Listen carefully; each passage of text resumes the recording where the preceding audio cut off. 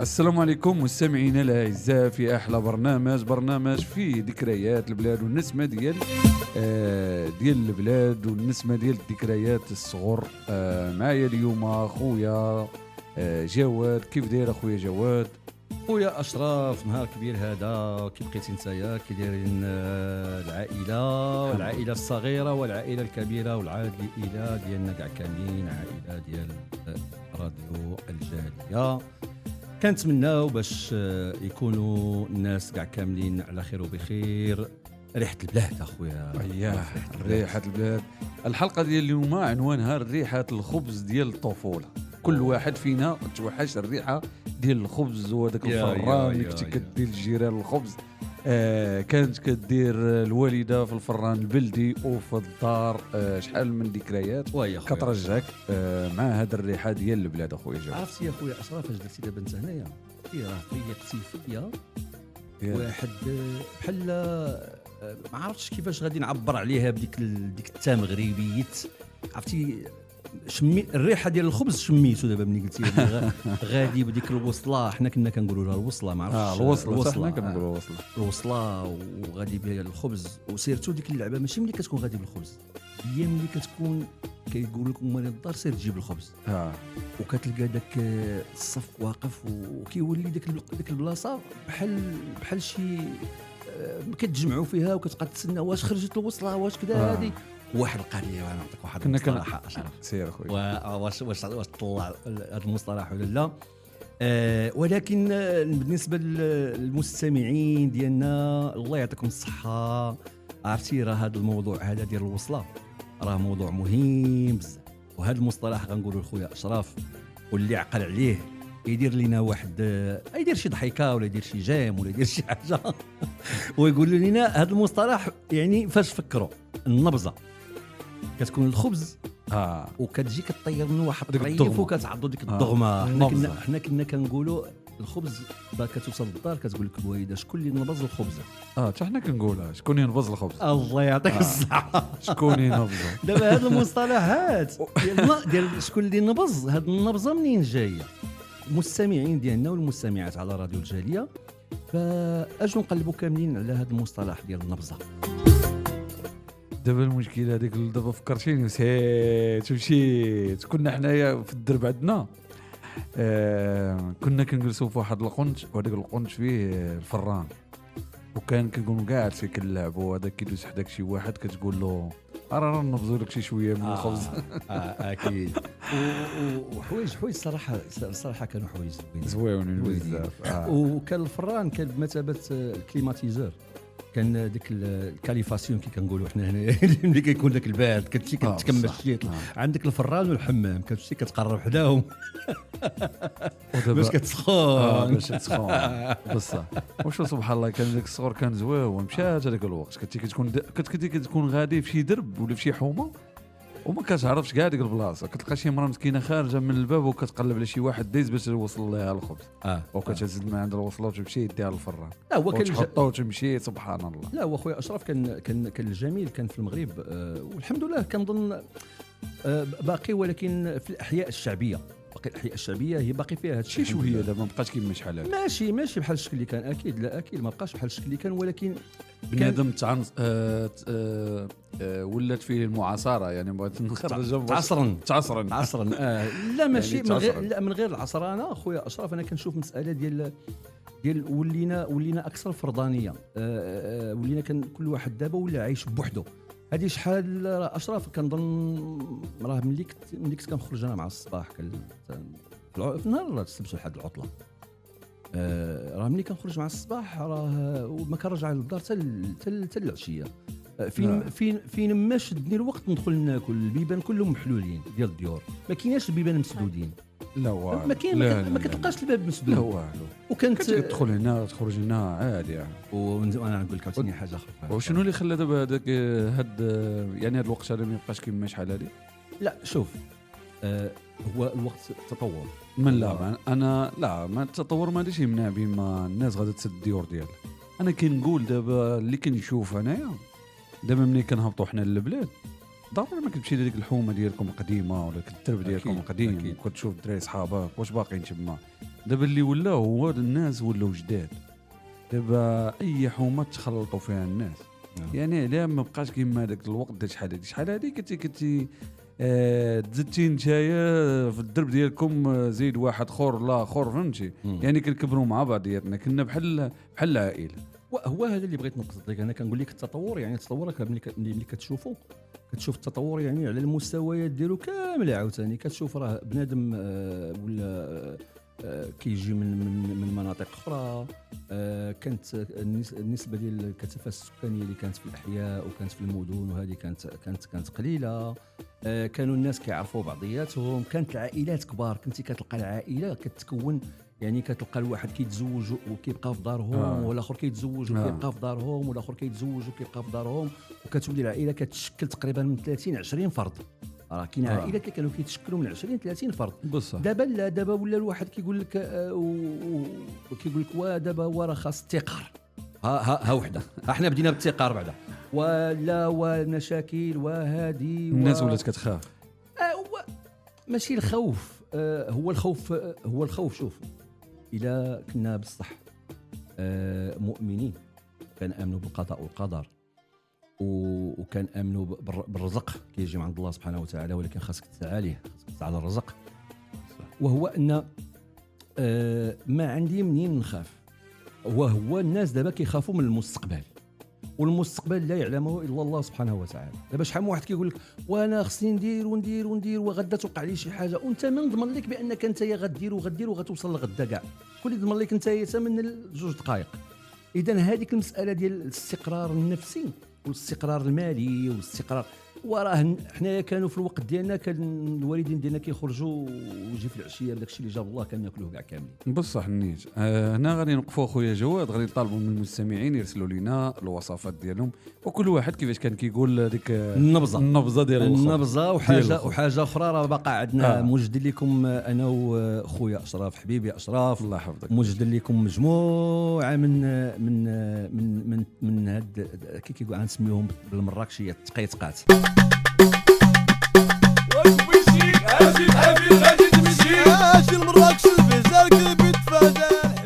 مصطلحات ديما وغادي نحاولوا نجبدوها نحيوها. النبزه اللعيبه كتقول لك سير جيب لي واحد شويه د الملحه. شوف وغندخلوا فيها حتى اغاني من الذكريات. اكيد غنشوفوا فينا الصغور ديالنا، اغاني قديمه ان شاء الله الرحمن الرحيم، وغنحاولوا نقلبوا على شي حاجه زوينه اخويا اشرف. ودابا باش نقطعك ان شاء الله غادي نمشيو دابا مع اغنيه ديال الله على راحه الله ونرجعوا لكم بعد هذا الفاصل هذا.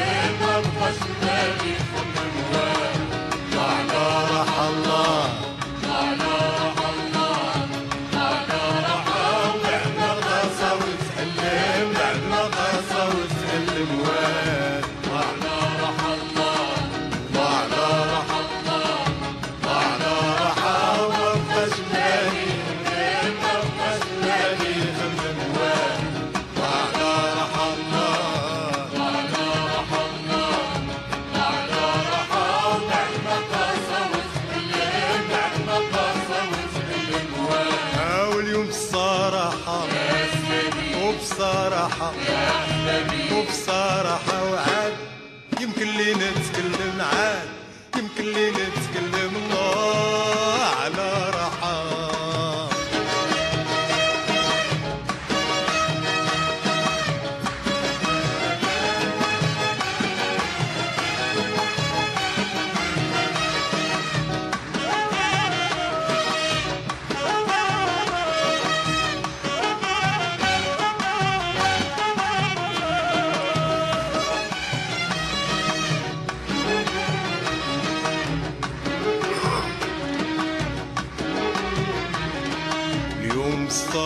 الصراحة نقول البال صباح مرتاح والبال صباح مرتاح أولح السلام حنا الطول راه دابت الجراح وراه دابت الجراح اليوم الصراحة نقول البال صباح مرتاح والبال صباح مرتاح أولح السلام حنا الطول راه دابت الجراح وراه دابت الجراح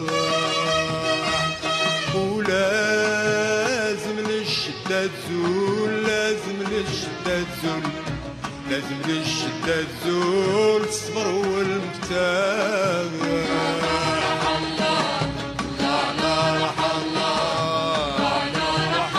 ما بقاش بالي خمم ما بقاش بالي خمم الله على راح الله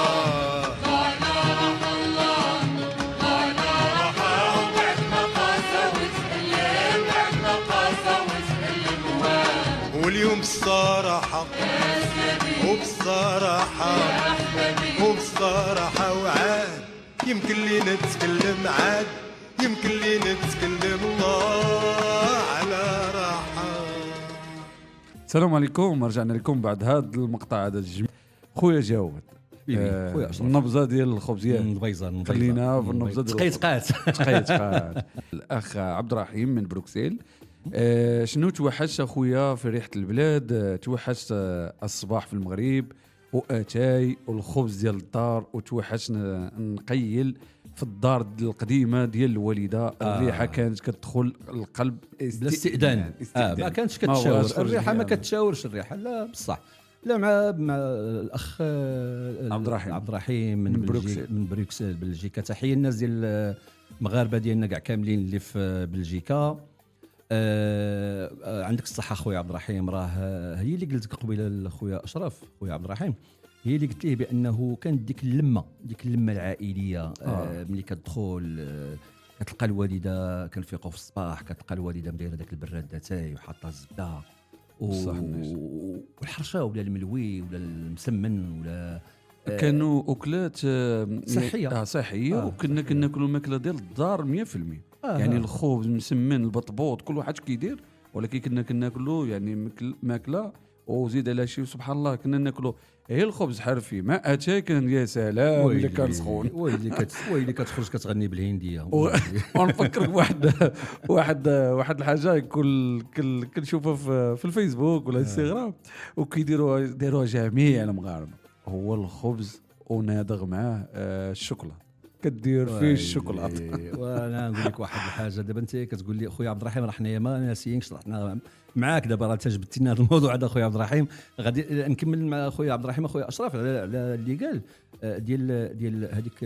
قال لك يعني يجلس في الدار ديال الوالده، فهمتي، يقيل في الدار ديال الوالده باش يشم الريح، يشتاق. الواحد كيشتاق ديك الجلسه. كتجلس في الدار والديور سبحان الله كانوا قديم، كانوا الديور كبار، ماشي بحال دابا السكن الاقتصادي على الكرتون. وانت وانت كتهضر والاخر كيقول لك كيدير لك هو راه جارك، ماشي واحد ماشي ساكن معك.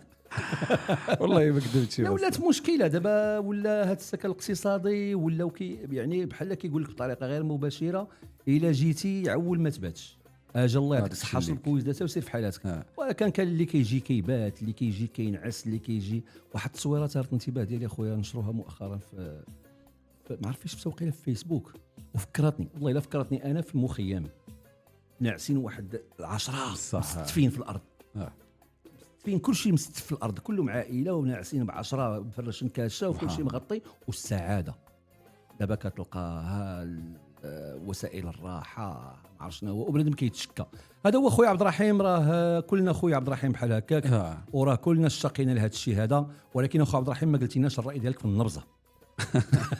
بالنسبه للمستمعين اللي تلقاو بينا دابا على راديو الجاليه، اليوم غادي نحكيو على حكايه ديال الخبز والراحه. قصه شعبيه كانوا جدات كيديروها الاطفال باش يعرفوا القيمه ديال الخبز.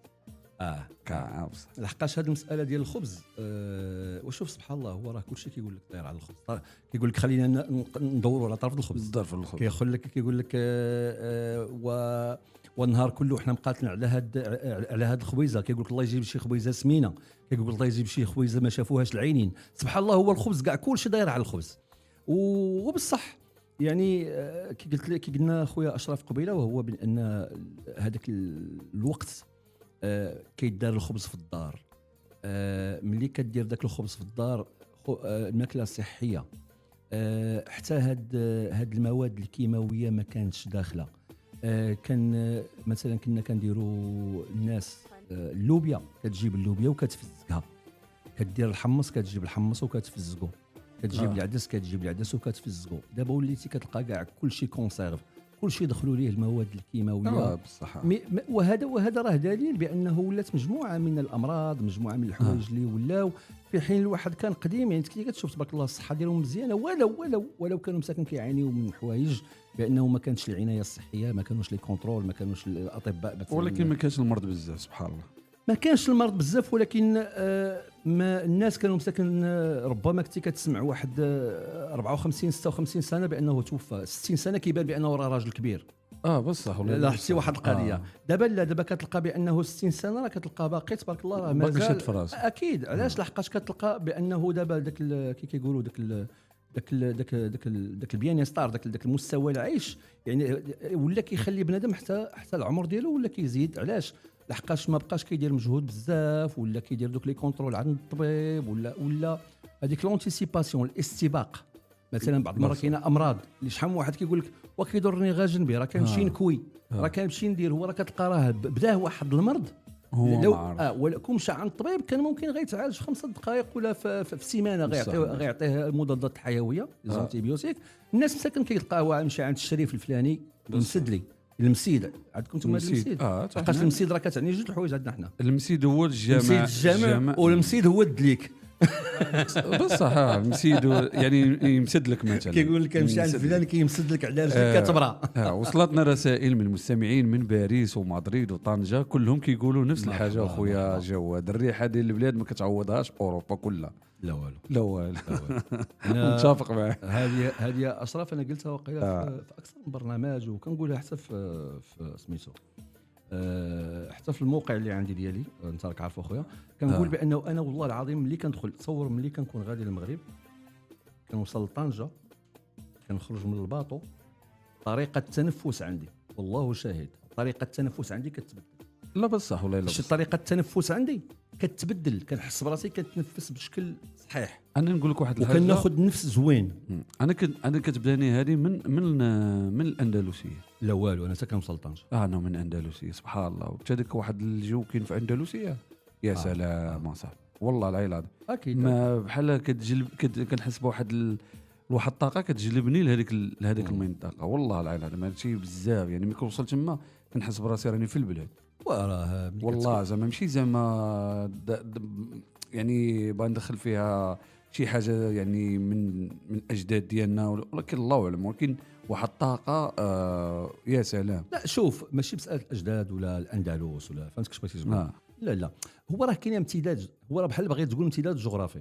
راه كاين ما نساوش، راه حنا كنتكلموا على 14 كيلومتر، راه ما كنتكلموش على 2000 كيلومتر، راه كنتكلموا على ما بين طنجه والخوزيرات كنتكلموا على 14 كيلومتر. راه بحال كتكلم على من باراكالدو البيلباو سبحان الله. 14 كيلومتر راه والو. علاه قلت لك كتحس بالقلب ديالك كيفرفر. يعني اللي بغيت وصلتي، اللي بغيت نقول لك انا بانك علاش دابا انت مثلا كيكون عندك هذا الاحساس اخويا اشرف، لحقاش راك بحال كاين امتداد جغرافي، بحال كتحس براسك صافي راه وصلتي للمغرب، كتلقى تقريبا كتلقى تقريبا نفس الجو. نفس الجو. الله يعطيك الصحه. كتلقى نفس حتى الناس ديال تما راه مختلفين عاوتاني بزاف. الناس ديال بزاف ديال الاندلسيه مختلفين على الناس مفتحين شويه، على الناس ديال الشمال فهمتي. الناس ديال الاندلسيه كتلقاهم بحال الناس ديال المغرب مهورن. مهورن كيجيو مفتحين بزاف. بصح ويحبون الحياه يعني. كتلقى النهار كله هو شي في اندلسيه كتلقى في جيبو حتى هو ثاني 10 الاورو كتلقى عايش السعاده. نمشيو الرساله الثانيه من عند نزهه من ميلانو ايطاليا، كتقول السلام عليكم، انا نزهه من ميلانو. كل مره كنطيب الخبز وكنحس راسي رجعت للمغرب. الريحه ديال الدار الوالده. كنبغي نشكر البرنامجكم لانه رجعني لسنين الله. شو تقول لها خويا جواد؟ وغنقول لاختي نزهه بانه هذا البرنامج وهو خصيصا يعني مع خويا اشرف فكرنا بزاف قبل ما نهضروا على هذا الشيء. علاش؟ لحقاش احنا محتاجين ليه بزاف. احنا محتاجين نرجعوا شويه اللور، ولحقاش كل ما رجعنا اللور كل ما غنعطيو قيمه هذا الشيء اللي عندنا دابا. راه بزاف الناس ما اختي نزهه كينساو بانه راه الامهات ديالنا والاباء ديالنا راه ما كيعيشوش هذه الرفاهيه اللي كنعيشوها احنا، ولكن بهذاك البساطه اللي كانت هذا الخبز اللي كنتكلموا عليه وخصات مليحه. كيقول لك سير جيب لي مليحه مع فلانه مع الجيران، سير جيب لي بصله مع الجاره، وكتقول لها راه غنجيبها لك السيمانه الجايه. يعني راه كان واحد الحياه بسيطه جدا، ولكن ما غادي نلوم حتى شي واحد. الوقت بدلات وحنا دابا ولينا كنعيشوا النوستالجي، كنعيشوا واحد النوستالجيا. كل ما كنتفكروا داك الشيء اللي داز قديم كل ما كنقولوا كيقولوا كنعضوا على شنايفنا كنقولوا يا ريت لو ترجع غير واحد اليومين نعيش هكاك ونعاود نرجع لهذا العالم هذا اللي انا فيه دابا. ولكن اختي نزهه هذا ما كيعنيش بان الحمد لله في المغرب باقي عندنا الحمد لله البوادي ديالنا، وباقي عندنا في المغرب يعني مجموعه الحوايج اللي خاصنا نحافظوا عليها. كيفاش يدير الله هذاك الشيء اللي كاين. تحيه ليك اختي نزهه، تحيه للناس ميلانو. نمشيو مع رساله اخرى خويا جواد من عند امنيه. كنعيش في ستراسبورغ مع وليداتي، ولكن مره كنطيب الخبز كنقول لبنتي الصغيره شمي ماما. هذه هي الريحه بلادي. توحشت داك الخبز ديال العافيه والريحه ديال الصباح في دارنا في مراكش. شكرا بزاف على هذا البرنامج، حسيت براسي رجعت لزمان الزوين. شكرا لك اختي امنيه، وشكرا الناس ديال ستراسبورغ والناس ديال مراكش. وكي قال لكم جواد قبيله تقيتقات ديال الناس مراكش. تبارك الله على الناس مراكش كاع كاملين صراحه. يعني مراكش البهجه، مراكش دابا ولينا الحمد لله يعني قبله اللي كيفتخر بها كل مغربي ومغربيه. كنفتخروا بهذه المدينه اللي حبانا بها الله سبحانه وتعالى، لانه ولات من المدن العالميه لاي واحد على وجه هذه الكره هذه ولات من الامنيات ديالو انه يزور مدينه مراكش ويشوف مدينه مراكش. اختي امنيه تحيه لك والناس ديال مراكش والناس ديال ستراسبورغ. وهذا الشيء اللي قلتي راه بصح. راه ملي كيكون داك الخبز راه ماشي تقولي لها غير شمي يا ماما ريحه الخبز، راه الخبز هو كيعيط لينا باش نمشيو نشموه. لحقاش اكيد عنده واحد الريحه خويا اشرف سبيسيال. عرفتي راه سبحان الله راه غريبه. وديك البلاصه اللي كتكون منفوخه وكتقيسها كتقوب كيطلع لك داك الدخان. لا شحال زوينه. اكيد زعما خويا اشرف والله العظيم راه داك الخبز اللي كدير ديال الدار عنده ريحه يعني يعني متفرده. وانا هنا راه غادي نقول للناس دابا خلي الفران ديالنا، الفران اللي كان الفران ديال الحومه. احنا راه الا مشيتي للبوادي راه كاين الفران اللي كانوا كيديروا الناس ديال الباديه. عرفتي باش كانوا كيطيبوا؟ لا اش كيعيطوا له؟ لا هو فران اللي سميتو فران. ولكن لا عنده واحد الاسم ما عرفتش الاسم. لا غنقول لك باش كانوا كيطيبوا. راه كانت فيه واحد التكوينه خطيره. حنا كنقولوا ليه لوقيد. عرفتي شنو هو الوقيد؟ العود زعما. لا الوقيد هو جاي من ويمكن جاي من اللغه العربيه الوقود. الوقيد وهو ديك البقايا ديال البقر البقر كانت كيشدوها يعني حتى كتكرم وكتولي لحقاش بقايا ديال البقر كيكون فيها واحد النوع ديال بحال الوقيد بحال الوقيد وكانوا بها كيطيبوا. وملي كطيب ملي كيطيبوا بها كتعطي واحد الريحه زايده. كتشم الريحه سبحان الله مختلفه على الريحه ديال الخبز ديال الحومه ديال المدينه. يعني سبحان الله. لا، هذاك أكيد، سبيسيال، اكيد هذاك الشيء. سبيسيال سبيسيال. سبيسيال. وحاجه اخرى مهمه ما نساوهاش، هذه مهمه خصنا نقولوها اخويا اشرف، هو انه الخبز في المغرب راه كيختلف. راه الخبز اللي كيدار في الشمال راه ماشي هو الخبز اللي كيدار في الجنوب، ماشي هو الخبز اللي كيدار في الاطلس، ماشي هو واللي الخبز كيدار في الباديه الصحراء. واللي في اللي في الباديه. الباديه راه بحال دابا كاين داك الخبز اللي كيسميوه كيديروه فوق، كيديروا ليه بحال الشكل ديال عرفتش كيسميوه، عنده تريد كيتسمى التريد ياك تريد بالامازيغيه بالامازيغيه، ولكن كيكون رقيق بزاف. كيكون رقيق بزاف. وشوف الخبز رقيق بزاف سبحان الله صحي. بزاف. بزاف. مشيو مع رساله اخرى من عند فاطمه من ليون فرنسا. السلام عليكم، معكم فاطمه من ليون. اول ما كتشعل العافيه في الفران كتحس براسك في داركم، توحشت الريحه ديال الخبز ديال الوالده، وتوحشت حتى صوتها وهي كتقول ها الخبز سخون اجي كل كلني اجي كل. برنامجكم رجع لي الدماغ الفرحه وشكرا بزاف. شنو تقول لها اخويا جواد؟ الأخت فاطمة. فاطمه من ليون. اختي فاطمه بانه عندك الصح. وشوف سبحان الله الاسئله كامله لاحظتي خويا اشرف لحدود الساعه كلهم كيربطوا الخبز بالوالده. بالوالده لاحظتيها وما كيقولوش الوالد. الوالده. الله يخلي لنا الوالدين اليوم. هنا خصنا الله العظيم يعني نرفعوا القبعه للامه المغربيه. الام بصح نرفعوا لها القبعه ونقبلوا يعني ارجلهم الله العظيم لا ارجلهن، نقبلوا لهم الرجلين ديالهم، نبوسوا لهم رجلهم باش نهضروا بالدارجه، نبوسوا لهم رجليهم ونقول لهم سمحوا لنا بزاف. لحقاش تصور راه الوالدين باش يوجدوا لنا الخبز، حنا كنا مثلا عاد ندخل المدرسه مع 8 خاصك تفيق مع 7، هما راه كيفيقوا مع 4 صح، راه كانوا كيفيقوا مع 4 ونص باش حنا نلقاو ديك طرف د الخبز ناكلوه. يعني شوف اش من نوع ديال المراه المغربيه يعني كان في هذاك الوقت، ولا زالت الحمد لله ولا زالت، غير هو اختلفت الظروف.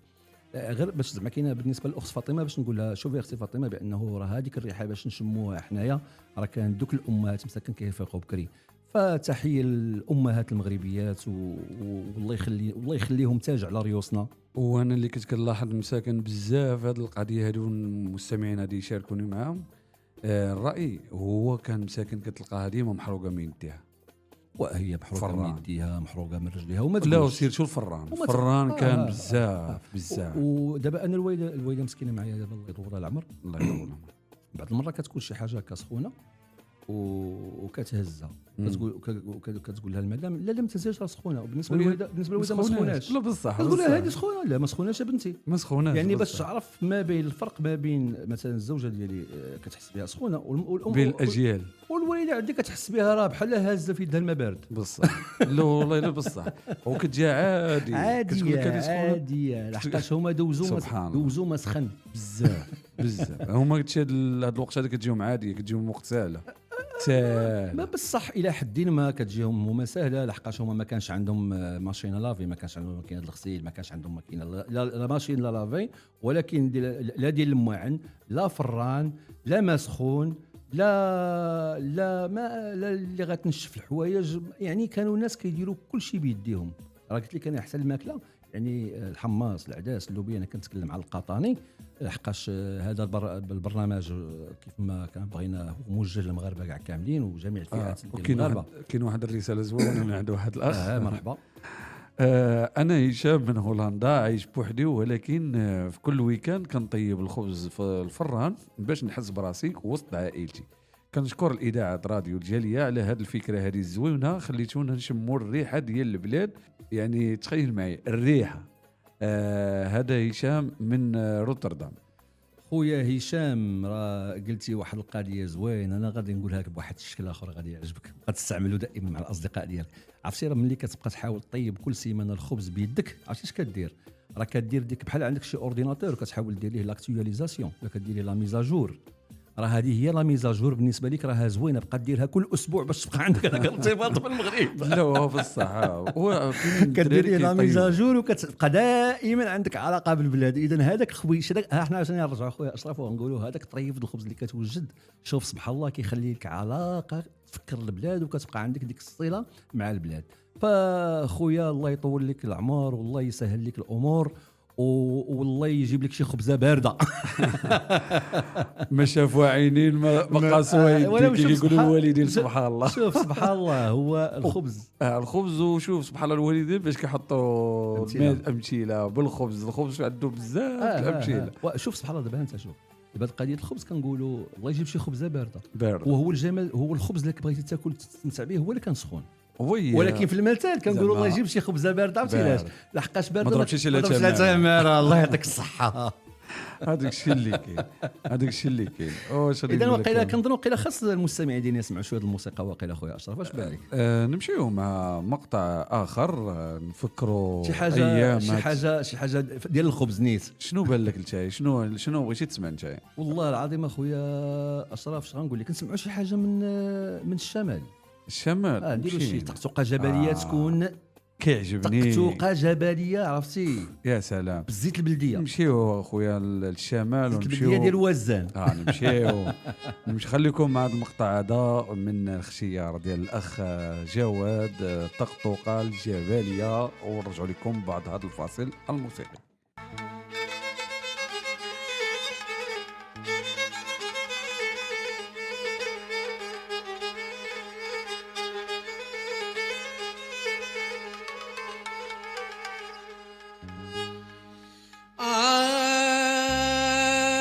وكأس المحبة رحنا هرسنا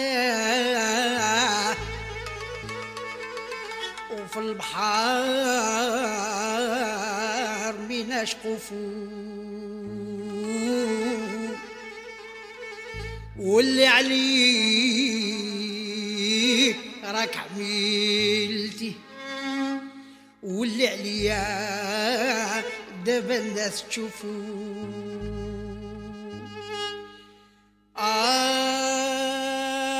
وبحر الخبرة صعيب ومولا عمرو ما ينساه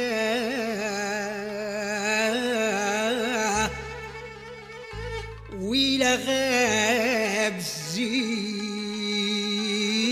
عن عيوني في المنام بقيت نشوف حروفه.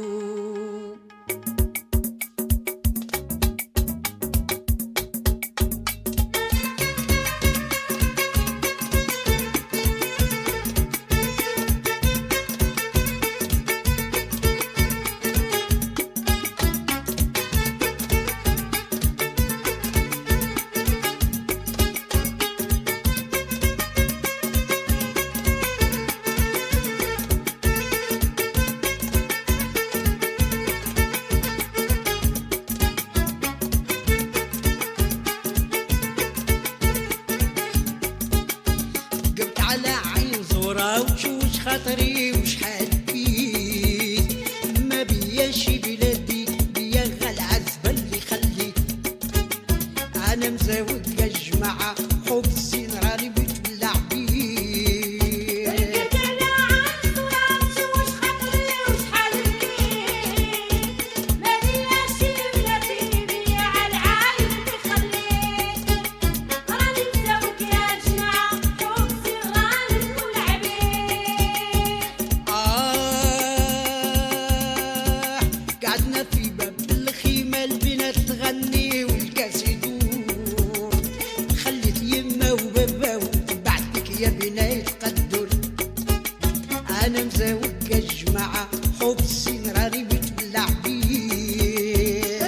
انا عارف وش خاطري وشحال بيت ما بياش بلادي بيا غا العزبة اللي خليت راني مزاوج الجماعة حب الزين راني بتبلع بيه.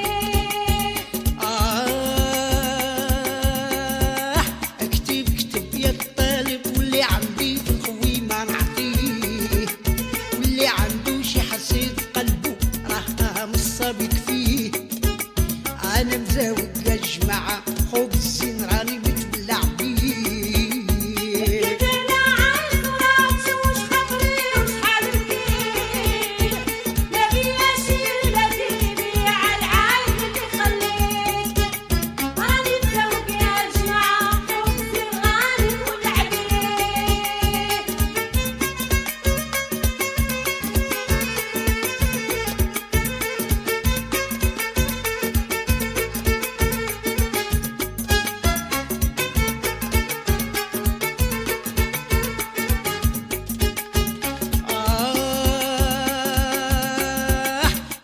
رجعنا لكم بعد هذا الفاصل الموسيقي مع الطقطقة الجبلية من اختيار الأخ جواد اللي بغى الديسك ديال ديال الشمال من الطقطقة الجبلية. بالنسبة للمستمعين اللي تحقوا بنا دابا يمكن لكم تصيفطوا لنا عبر الواتساب 622 0707 622 0707 أو عبر الانستغرام ديال إذاعة راديو الجالية.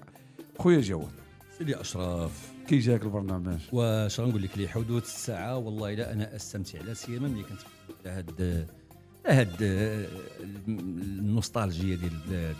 وشوف سبحان الله كنتكلموا على الخبز، يعني هذه غير من المسائل اللي باقي الحمد لله مازال الكثير والكثير يعني من الاشياء اللي غادي نجبدوها وغنتحدثوا عليها ونحاولوا نحيوها ونربطوا الاتصال بها، فهمتي؟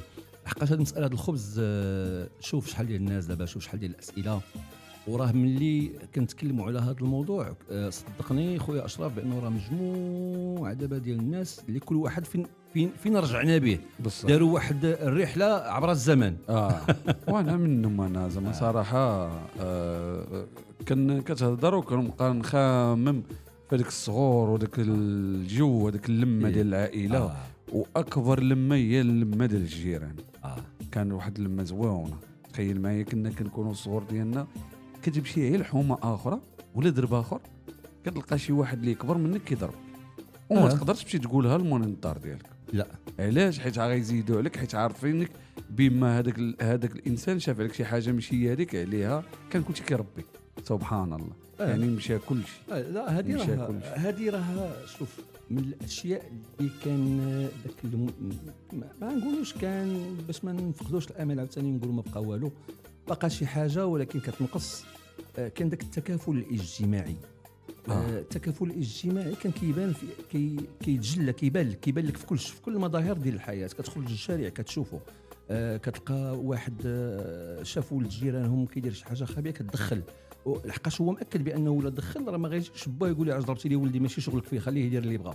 لا يعني عارف بانه راه الا دخل ولد الجيران راه شاف شي حاجه خايبه. الا هذاك الوليد الصغير مثلا باقي عاقل، كنمشي كنلعب الكره، كنشوف الاستاذ المعلم ديالي، ماشي استاذ كان معلم باقي في الابتدائي، كنشوف المعلم ديالي دايز، كنهرب من الكره باش ما يشوفنيش، على اساس باش الا غدا مشيت للمدرسه وما درتش شي تمرين مزيان كنتي كتهرب اصاحبي. اش غايقول لي؟ كنقول غادي يقول لي علاش كنتي كتلعب الكره وما مشيتيش تقرا. يعني الاستاذ كان يراقب حنا براسنا كنخافوا كيراقبنا في القسم وكيراقبنا خارج القسم. بصح ايوا دابا راه ولاو الناس عرفتي السي اشرف اخويا كيوقع دابا ولا دابا ضربوا شي واحد استاذ كيتشدوا مو ولا باه من يدو كيديه كيقولوا علاش تضرب لي ولدي؟ اسيدي ما يقراش، لا ولكن ما خليهش تضربوا، ما يقرا، ما بغاش يقرا، ما كيديرش التمارين، ما يديرهمش. المهم هو مساله الضرب، حنا لا نشجعوا على الضرب، ما كنقولش انا الضرب هو حتى الضرب في حق كان من الاساليب اللي ان شاء الله في شي حلقه خويا اشرف ونعاود لك يا عصا، ان شاء الله غادي تكون نعاود لك على العصا اللي كليت في الابتدائيه خويا اشرف. مازال المستمعين كيتسناو بزاف. احنا وصلنا لنهايه الاول حلقه من برنامجكم من ريحه البلاد، الحلقه اللي غنحاولوا فيها نرجعوا شويه لذلك الزمن الجميل، ريحه الخبز ديال الوالده والنكهه ديال الطفوله وفي الاحياء ديال بلادنا اللي كنا كنجولوا. وكي قال الاخ جواد وتشوف الاستاذ وتهرب منه خوفا باش ما تجيش يغد ليه الصباح وتقول لك احفظ وتقول له ما عارف والو. ما تنسوش تبعتوا لنا ذكرياتكم واصواتكم ورسائلكم على الرقم 603 22 0707 603 22 0707. كلمه خويا جواد نختموا بها. اخر كلمه غادي نقول لك خويا اشرف، شكرا على هذا البرنامج الشيق الصراحه والله العظيم. لما كنشكرك بزاف انا شخصيا، ولكن كنشكرك بزاف وكنقول لك الله يرحم لك الوالدين على هذا البرنامج، لانه كتربط الحاضر بالماضي والمستقبل. وكنقول للمستمعين ديال راديو الجاليه كنتسناو الجواب في الحلقه الجايه على النبزه، ما تنساوناش النبزه، الله يعطيكم الصحه. وشكرا خويا اشرف، بارك الله فيك. كنت معكم انا اشرف وكان معنا خويا وصاحبي جواد، وهذه كانت الريحه ديال البلاد، وموعدنا معكم يتجدد وخليوا الريحه ديال البلاد ديما في قلوبكم. والى اللقاء في حلقه جايه. وكيف قال لكم الاخ جواد ما تنساوش صيفطوا لنا النبزه، كل واحد وكيفاش كيقول لها. النبزه هي هذيك الدغمه اللي كتكون مقيوسه من الخبزه. السلام عليكم وتهلاو، وفي موعدنا يتجدد معكم في الحلقه الجايه. السلام عليكم.